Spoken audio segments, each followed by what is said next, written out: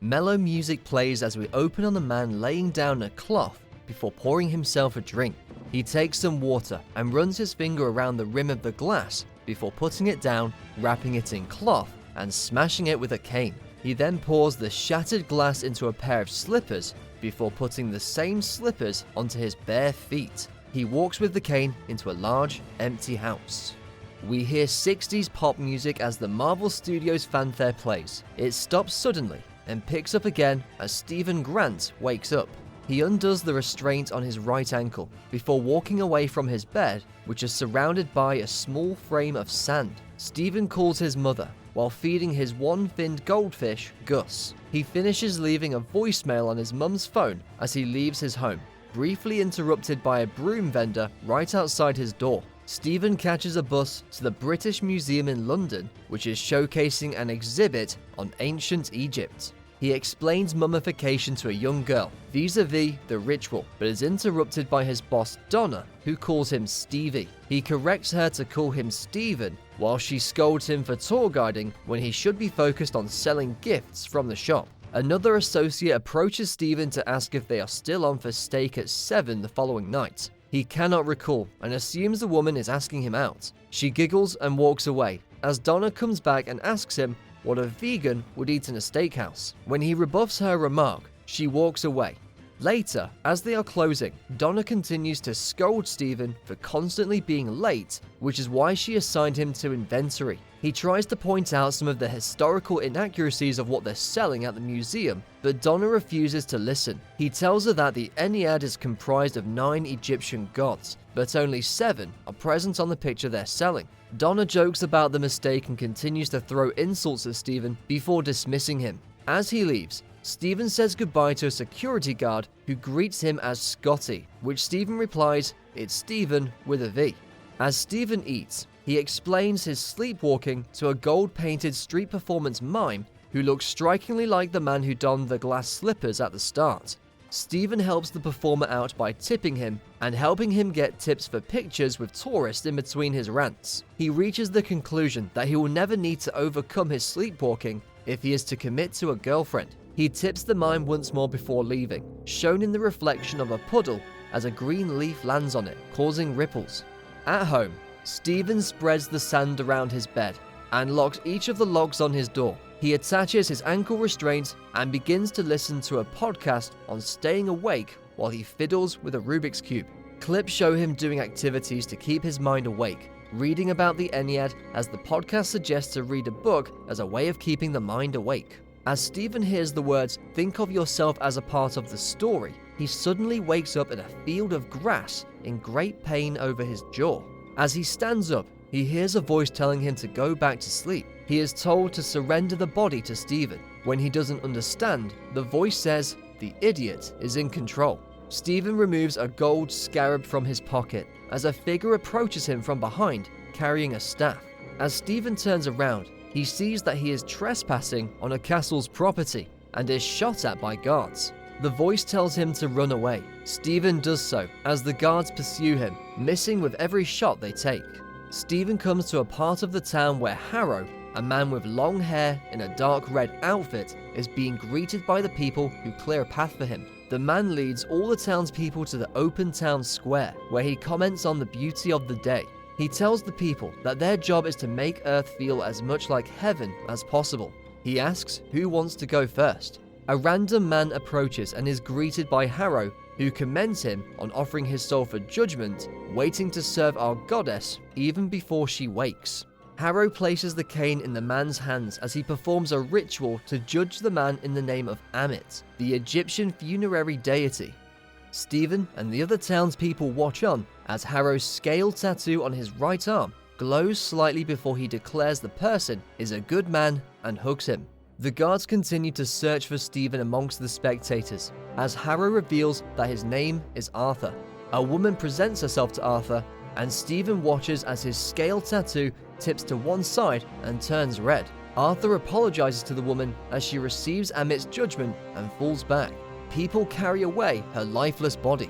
The armed guards who were chasing Stephen come to Arthur's side and tell him they were ambushed during the exchange, and 2 of their men were killed. To weed out the spy, Arthur calls out an order in ancient Egyptian, and Stephen is immediately found out. Arthur identifies Stephen as a mercenary. Stephen identifies himself to the crowd as Stephen Grant of the British Museum's gift shop. Arthur demands he return the scarab.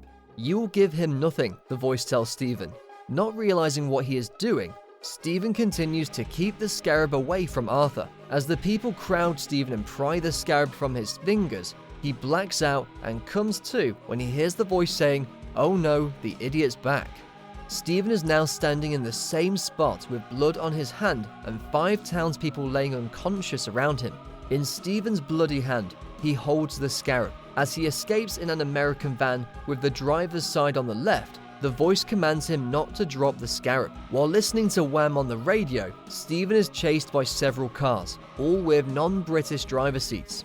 As the action intensifies, Stephen again blacks out, and when he comes to, the windshield is shattered, an assailant dead, and Stephen holding his pistol. The voice now threatens Stephen to not lose the scarab. Stephen doesn't have time to get clarification as he barely misses a truck carrying logs. The truck final destinations the remaining cars in pursuit with its logs, except for 2. Stephen freaks out again, blacks out again, and comes to as the last Jeep pulls in front of him while a car falls off the roadway. The voice scolds him for losing the gun as the 2 guards approach the van, which has stalled. As Stephen begins to panic again, the logs from the truck land at the lower roadway of the hill, taking out the guards and violently waking Stephen up safely in his flat once again. Stephen finds himself restrained to his bedpost once again and feels relief. As he goes about his morning routine, he feeds Gus and notices that his fin has grown back. At the pet shop, the associate is completely weirded out by Stephen's bizarre behavior. He cannot recall visiting the pet store the day before, but when he sees that the time is shortly after 5 p.m, he remembers that he is supposed to be having a date. At home, Stephen dresses himself up and goes to the restaurant. When she doesn't show, Stephen calls and reminds her that they were on for 7 p.m. Friday. She tells Stephen that today is Sunday and to lose her number. Completely confused and heartbroken, Stephen gives in and places an order, knowing nothing of how to order steak. On his mum's voicemail, Stephen makes up a story about the date as he walks home. Stephen turns the light in his apartment on and off before indulging in the box of chocolates he had bought for his date. He drops some sprinkles into the goldfish's tank, and when it doesn't eat, Stephen doubts whether this fish is truly his pet Gus. As he picks up some of the chocolates he dropped, he begins to notice strange things in his apartment and investigates behind a loose board above his pantry. He discovers a car key and a cell phone containing several missed calls from Layla and 1 missed call from Duchamp. He calls Layla and is greeted with great surprise that he is still alive after so many months that she has been texting and calling him.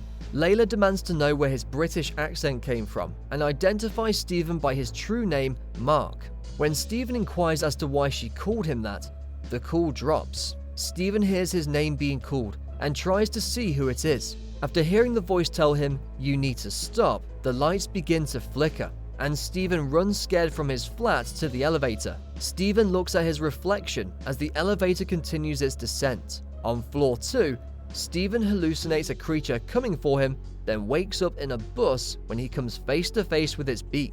Everyone on the bus is looking at Stephen as he sees the figure standing on the side of the road, then notices Arthur on the bus as he exits, realizing that he is real. As Stephen enters the museum, he tries to get JB, the security guard from before, to help him, but is interrupted by Donna. Stephen sees Arthur in the museum and excuses himself from Donna. He follows a man he saw on the bus and is confronted by Arthur walking on his cane. As Stephen asks another security guard to help, the guard reveals his scale tattoo and proclaims, "Praise Amit." Arthur explains the philosophy of Amit to Stephen. She grew tired of waiting for sinners to commit their sins before punishing them. He tells Stephen that Amit judges our entire lives, including our futures that we cannot see. Stephen quips that the historical documents must have forgotten that part. Arthur believes that Amit was betrayed and imprisoned by indolent fellow gods. Had she been free, she may have prevented the fall of the Holy Roman Empire and the Holocaust, among other genocidal tragedies. Arthur tells Stephen that Amit was betrayed by her own avatar, a term which Stephen only knows from popular culture. Arthur knows about the voice in Stephen's head and sets him up to be judged by Amit. As the cane dangles, the scale on Stephen's arms, Arthur's scale tattoo shakes uncontrollably, signifying chaos with Stephen. The doors to another exhibit open and Stephen runs away from Arthur, who tells the guards to let him go. That night, Arthur is doing inventory by himself as the museum closes. As Stephen is leaving, he hears a dog crying in the distance and follows the sound. Stephen is being followed as well. As he hides from an unseen creature, Arthur announces through the museum that Stephen must return the scarab. Stephen runs into the men's bathroom to hide and is engaged in the mirror by his true alter ego, Mark Spector. Mark explains to Stephen that he needs to fully give him control if they want to survive this attack. Stephen agrees and allows Mark to take him over as the creature breaks in and attacks him.